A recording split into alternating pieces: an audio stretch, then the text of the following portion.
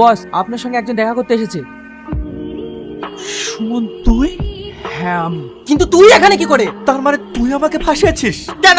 হ্যাঁ আমি তোকে ফাঁসিয়েছি, কারণ আমি চেয়েছিলাম তুই সারা জীবন জেলে পচে মর। আমি তোর কি ক্ষতি করি? বল বল কি ক্ষতি করিস বল।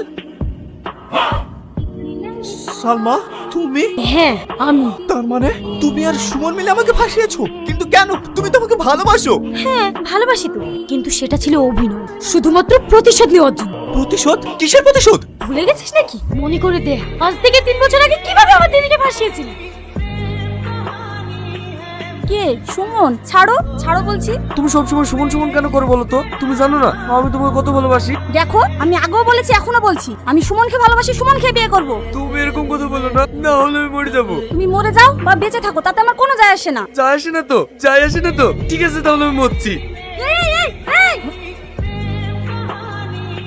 অনিমা তুমি রাকেশকে ছাদ থেকে ফেলে দিলা? বিশ্বাস করো আমি ওকে ছাদ থেকে ফেলিনি। ক্ষমতা মিথ্যাটা বলবো না। তুমি ছাড়া আর এই ছাদে কেউ নাই। তুমি রাকেশকে ফেলে দিয়েছো।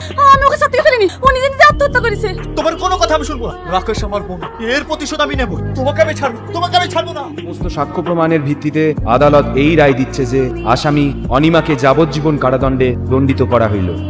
সালমান তুই এসছিস, বিশ্বাস কর আমি আকাশকে ছাদ থেকে ফেলিনি। আমি জানি তুই আকাশকে ফেলিসনি, সব ওই টনির জন্য। তুই ঠিক বলেছিস, ওই টনির লেগে আমার যাবজ্জীবন জেল হলো। তুই ওকে ছাড়বি নি? কথা দেব তুই ওকে ছাড়বি নি।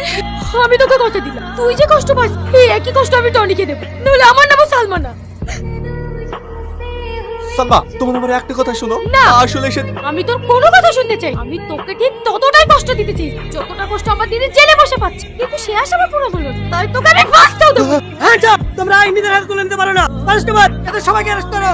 স্যার আপনি একজন আইনের রক্ষকই এইরকম বেআইনি কাজ কিভাবে করতে পারে? অফিসার, যখন কারো জীবন থেকে তার ভালোবাসার মানুষটাকে কেড়ে নেওয়া হয় না, তখন তার কাছে ন্যায় অন্যায় বলতে থাকে না। যেমনটা থাকে না তার জন্য তাকে সারা জীবন জেলের খেলে নিতে হয়। এই এদের নিয়ে চল।